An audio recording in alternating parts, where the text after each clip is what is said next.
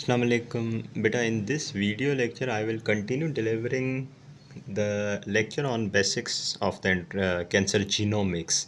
In the part 1 of this video, I delivered the chunk of this lecture, and here I'll be continuing with some remaining part, beta. In the end of the part 1 video, I told you, beta, that there are some translocations that are very important, and those translocations are, by the way, they were also responsible for mutations in the proto-oncogenes. Okay, so here are some important chromosomal translocations. Here are some important chromosomal translocations you need to keep in your mind. But honestly speaking, these are really important part for your exam. They are frequently asked. Better in case of CML, that is chronic myelogenous leukemia, there is translocation between chromosome number 9 and chromosome number 22. Okay, and actually on your chromosome number 9 there is ABL gene present, and on your chromosome number 22 there is BCR gene present. Now you understand, beta, if there is translocation between chromosome number 9 and chromosome number 22, and matlab there is beta formation of BCR ABL gene fusion, that is called Philadelphia chromosome, that will lead to CML, beta. Another condition is beta AML, that is the acute myeloid leukemia. In case of acute myeloid leukemia, there are at least 4 conditions that can be involved, 4 translocations, out of which most common is this 821, and this is what asked in the exam.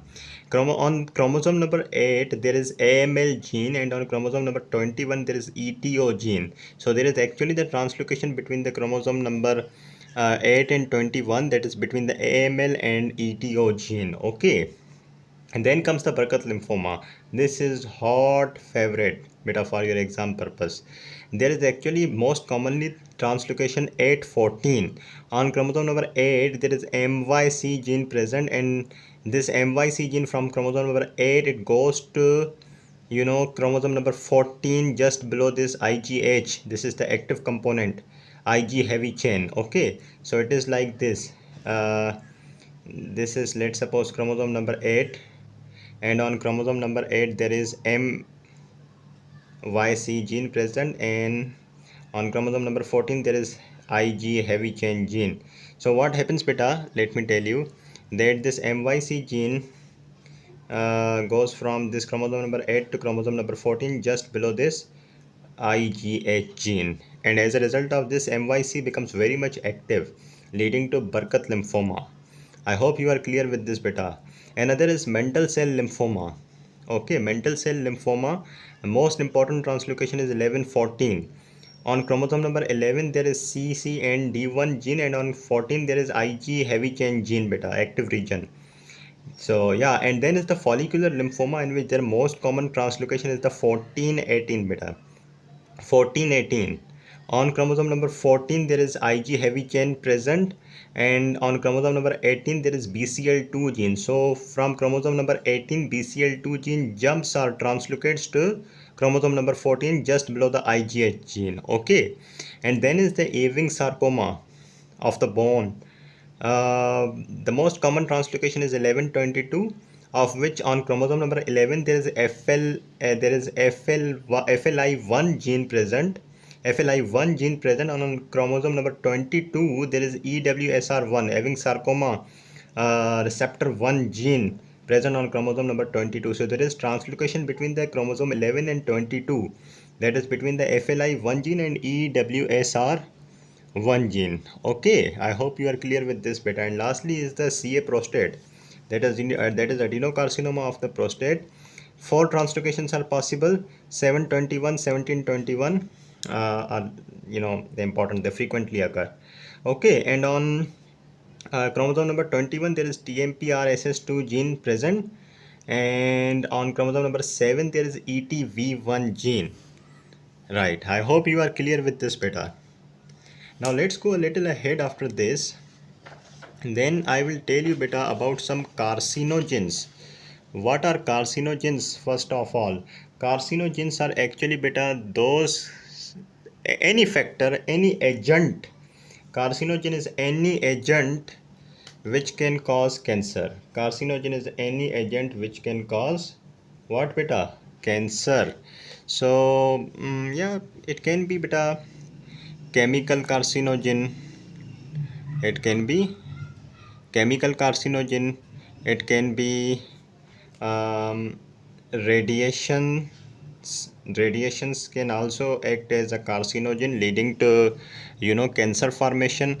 And there can be some beta radiations and different types of radiations: ultraviolet radiations, electromagnetic radiations, and there can be some particulate matters which I will be discussing on the very next slide beta. So chemical carcinogens, chemicals can also cause beta cancers, and radiation carcinogens, they can also cause cancer beta. And there are some viruses as well that act as carcinogen, that means they can cause cancer beta. Okay, so let me first tell you some chemical carcinogens. There are some directly acting carcinogens, not really important to remember all these, you can just have a look at this and that's enough beta.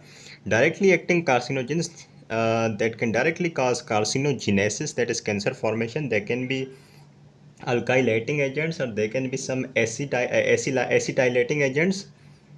And there are some polycyclic and heterocyclic aromatic hydrocarbons. That is what you have, I guess, learned in your basic science when you were in your intermediates.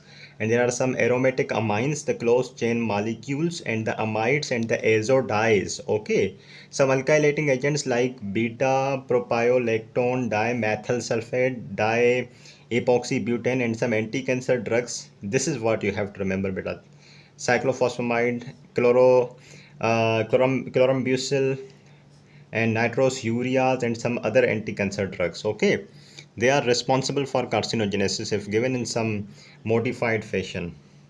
Okay, right. After this are beta some acetylating agents. Okay, acetylating agents include beta 1-acetyl imidazole and dimethyl carbaryl chloride, right? And some polycyclic molecules like mm, anthracene molecules होते हैं ना, anthracene molecule जैसे जिसमें बेंजेंथ्रीन्स भी आ जाते हैं और बेंजापायरिन आ जाते हैं. Benzopyrene are obviously different molecules. और इसके अलावा दूसरे एंथ्रासीन्स जैसे कि डाईबेंजेंथ्रासीन्स. तो there are actually different anthracene, इसके डिफरेंट कॉम्प्लेक्स मॉलिक्यूल होते हैं that can act as a carcinogen. Okay, and some aromatic amines like naphthylamine, benzidine, and all other beta. And a butter yellow, okay, that is dimethyl amino azobenzene. Not really important to remember all these, but at least what you can do is just give a quick read to all this beta. After these chemical carcinogen, there are some radiations. Let me quickly tell you. Yeah, radiation carcinogens beta. Obviously, yeah, they include radiations के अंदर बेटा, radiations के अंदर they can be ultraviolet rays, there can be ionizing like, okay, I can make it simple for you. There we go. Radiation carcinogens, they can be ultraviolet rays. Okay, there can be ionizing radiations, and they can be electromagnetic, or they can be particulate matters. Okay, and these ultraviolet rays mostly in the sunlight. Okay, and they increase the incidence of the squamous cell carcinoma of the skin, basal cell carcinoma of the skin, and the melanoma of the skin. So ultraviolet rays in the sunlight, they are responsible for so many malignancies of the skin: squamous cell carcinoma of the skin, basal cell carcinoma of the skin, and the melanoma of the skin. Okay, I hope you are clear with this beta. There is the ionizing radiations, that can be electromagnetic radiations, that include the X-rays and the gamma rays. And then are the particulate matters like the alpha particles, beta particles, protons, and the neutrons. Okay, beta, X-rays, gamma rays. By the way, X-rays are used mostly so they can lead to development of beta skin cancers, right? Okay, I hope you are clear so far. Now after this, I hope you are clear with this beta. Some radiations that include ultraviolet radiations, ionizing radiations. Ionizing radiation may be electromagnetic or particulate matters, right? And right after this beta, let's now talk about some microbial carcinogenesis that will include some viral causes. That will include some viral causes beta. Yeah. So there are two categories of virus beta. Actually, one are the RNA viruses and one are the DNA viruses. Okay. Oncogenic RNA viruses. Oncogenic RNA viruses, only example is the human T lymphocyte virus 1, HTLV1. It is an oncogenic RNA virus that can cause adult T cell leukemia or lymphoma. Okay, adult T cell leukemia or lymphoma. Adult T cell leukemia or lymphoma. This is an RNA virus. By the way, there are some DNA viruses also that can participate and can cause carcinogenesis. Most common of which are human papilloma virus, Epstein-Barr virus, hepatitis B virus, and there is the Merkel cell polyoma virus beta, and then is the Kaposi sarcoma causing virus, that is the human herpes virus 8. Human herpes virus 8. Okay. Yeah, it is mentioned here, and they all have been implicated in the causation of the human cancer. So this is again a really important part for your exam purpose beta. You have to remember this one RNA virus and all the DNA viruses that can be responsible. After all this beta, there comes a little concept of epigenetic changes. Epigenetic changes, I'm damn sure I have delivered this somewhere beta, in the genetics lectures. Epigenetic changes refers to beta silencing of the tumor suppressor genes. Look what happens beta. This is a tumor suppressor gene. This is a tumor suppressor gene. What is the role of the tumor suppressor gene? To stop the cell cycle. In simple words, to stop the cell cycle. Yeah. But actually there are some promoters. There are some promoters that actually promote the tumor suppressor gene to do their function. Okay. So epigenetic changes refers to silencing of the tumor suppressor genes by local hypermethylation of the DNA. Okay. Uh, for that beta, what happens if I keep it simple, that if you modify these promoter regions, then tumor suppressor genes will not be activated anymore, and if they are not activated, they will be unable to stop the cell cycle, and cell cycle will be continued, leading to formation of the tumor. Okay, right. um, how do these epigenetic changes occur? By the way, what is the epigenetic change? Silencing of the tumor suppressor gene.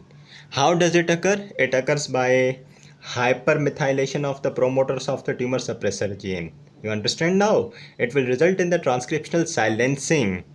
So how the what? Okay, let's repeat again. What is meant by epigenetic changes? Epigenetic changes refers to silencing of these tumor suppressor genes. You have to stop the activity of this tumor suppressor gene. That is called epigenetic change. Again, what is epigenetic change?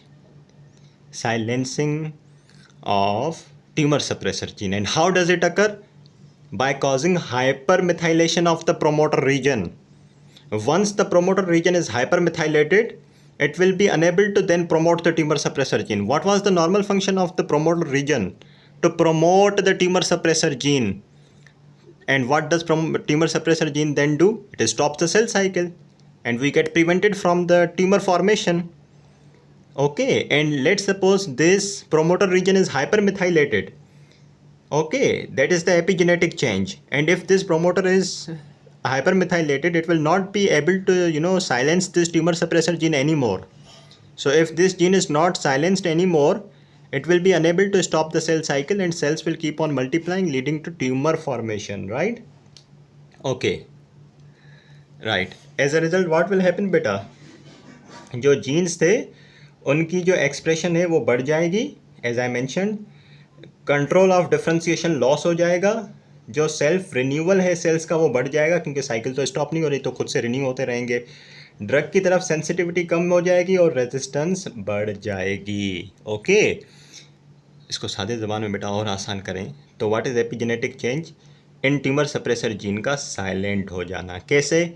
इनके जो promoter regions हैं ना, जो इसको activate करते हैं, इसकी हाइपरमिथाइलेशन करके। ओके, जब प्रोमोटर रीजन की हाइपरमिथाइलेशन हो जाएगी तो प्रोमोटर रीजन किसी काम का नहीं रहेगा, फिर वो ट्यूमर सप्रेसर जीन को एक्टिवेट नहीं कर पाएगा। तो ट्यूमर सप्रेसर जीन जब एक्टिवेट नहीं होंगे तो क्या होगा, जीन्स की एक्सप्रेशन बढ़ जाएगी, डिफ्रेंशिएशन लॉस हो जाएगी, सेल्स रिन्यू होने लगेंगे क्योंकि कोई रोकने वाला नहीं है। ठीक है, दिस इज इट बेटा।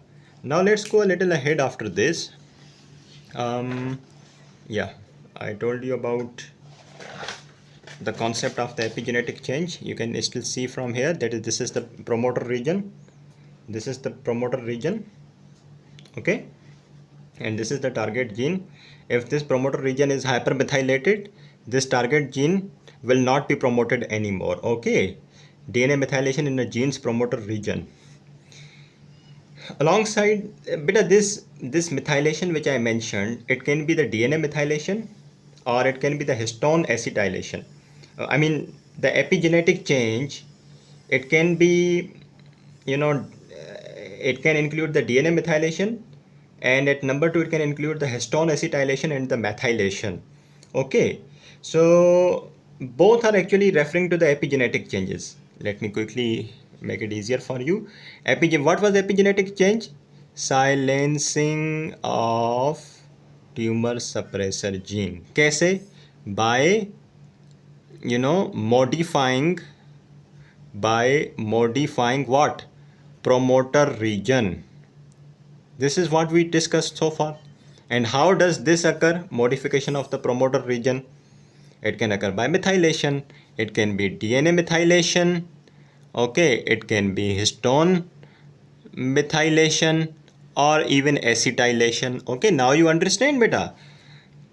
Now you understand that epigenetic changes can be DNA methylation, by DNA methylation, or by histone acetylation and methylation. So there are some examples of tumors that occur as a result of the epigenetic changes. For example, if in the DNMT3A gene, if there is DNA methylation, it will lead to AML in 20% of the cases. And in case if there is the histone methylation in the MLL1 gene, there will be acute leukemia in the infants, beta. Up to 90% cases, you can see how common is this. And then is the MLL2 gene, if it undergoes the histone methylation, there will be follicular lymphoma. Okay, right. I hope you are clear with all these concepts, beta. That's all about this lecture on cancer genomics. I hope you got the concepts. If you did, you can appreciate me by liking to the video, beta, subscribing the channel. Thank you so much. Class dismissed.